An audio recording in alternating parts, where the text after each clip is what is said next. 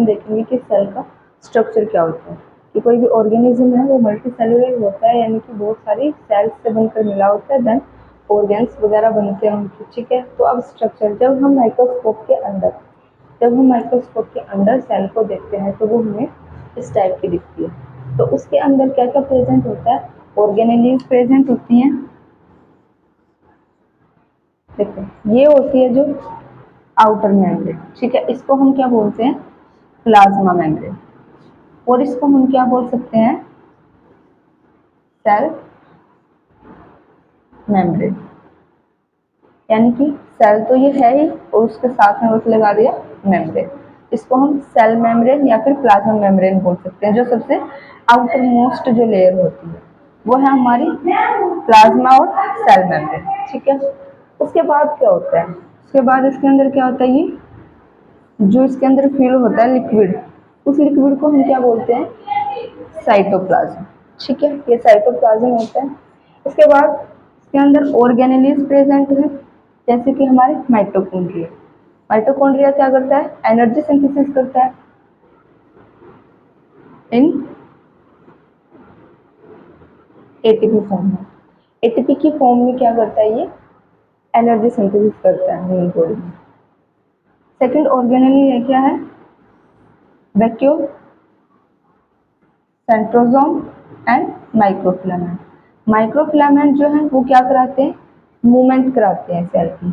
जब क्या होता है, सेल का डिवीजन होता है, ठीक है, सेल डिवीजन होता है, उस टाइम पे कौन हेल्प करता है, हमारा माइक्रोफिलामेंट सेल को हेल्प कराते हैं। और क्या होता है, राइबोसोम, ठीक है। ये होता है रेटिकुलम, एंडोप्लाज्मिक रेटिकुलम। जो एंडोप्लाज्मिक रेटिकुलम है वो दो टाइप का होता है, एक होता है smooth endoplasmic reticulum and rough endoplasmic reticulum.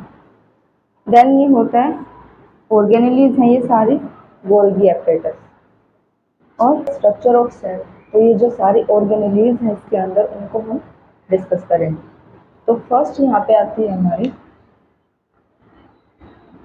Cell membrane या फिर प्लाज्मा मेम्ब्रेन। सेल मेम्ब्रेन या फिर plasma membrane, it is also called plasma membrane. We all know about कि जो सेल मेम्ब्रेन है उसी को हम प्लाज्मा मेम्ब्रेन बोलते हैं। Consist of two layer of phospholipids.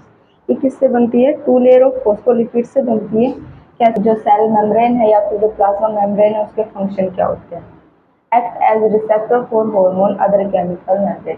जो सेल मेम्ब्रेन है वो जो हार्मोन्स होते हैं या फिर कोई भी केमिकल मैसेंजर्स होते हैं उनके लिए रिसेप्टर की तरह वर्क करता है। सेकेंड क्या करता है, exchange of material with its surrounding. जैसे ये एक सेल है, इसके सराउंडिंग नेक्स्ट सेल है, तो ये क्या होती है, यहाँ पे ये के बिटवीन प्लाज्मा मेम्ब्रेन है, ये क्या होती है, सेमी परमिएबल होती है, सेमी परमिएबल होती है। यानी कि जो सब्सटेंस है उनको दूसरे के अंदर जाने के लिए अलोमेंट देता है, तो ये सेमी परमिएबल मेम्ब्रेन को बोलते हैं, ठीक है। ये क्या करते हैं, जो सराउंडिंग जो मटेरियल है उनको एक्सचेंज का काम भी करती है, यानी कि one cell to another cell. Third क्या करते हैं, control movement of particle.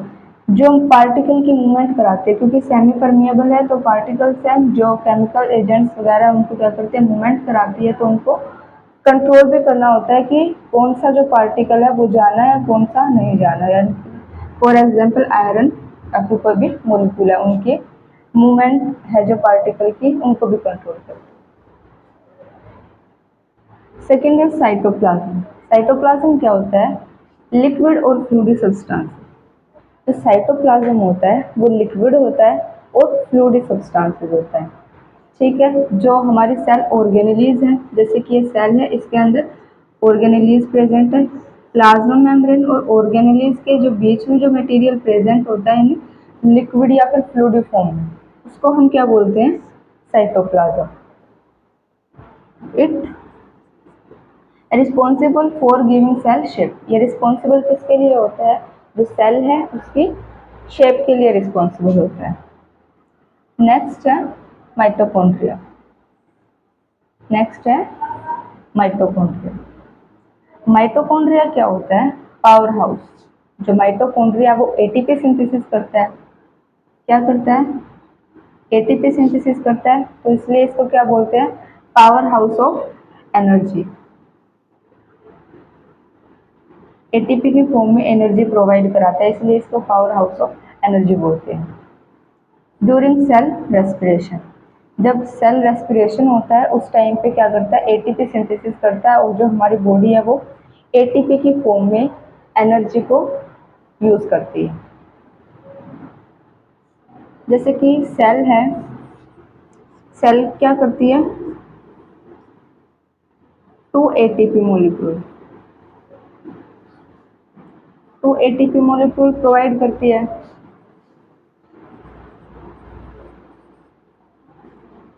Mitochondria क्या करता है? 34 एटीपी मोलिक्यूल। तो टोटल यहाँ पे कितने हो गए हमारे पास? 34 और 2 36 एटीपी मोलिक्यूल। तो ये जो 36 एटीपी मोलिक्यूल्स है, फिर उसको क्या करेंगे हम? एनर्जी के फॉर्म में है जो हमारी सेल ड्यूरिंग रेस्पिरेशन उसको यूज करेगी। फंक्शन क्या होते हैं? माइटोकॉन्ड्रिया का फंक्शन क्या होता है? Contribution to synthesis of hormone, जो हॉर्मोन्स है उनका कंट्रीब्यूशन करता है और सिंथेसिस करता है। फॉर एग्जाम्पल हमारे हार्मोन कौन से हो सकते हैं? एस्ट्रोजन एंड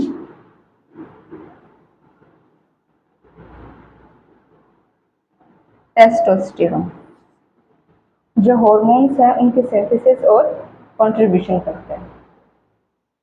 जो सेल है उसको फर्स्ट जो साइंटिस्ट थे उन्होंने डिस्कवर किया था, उनका नाम था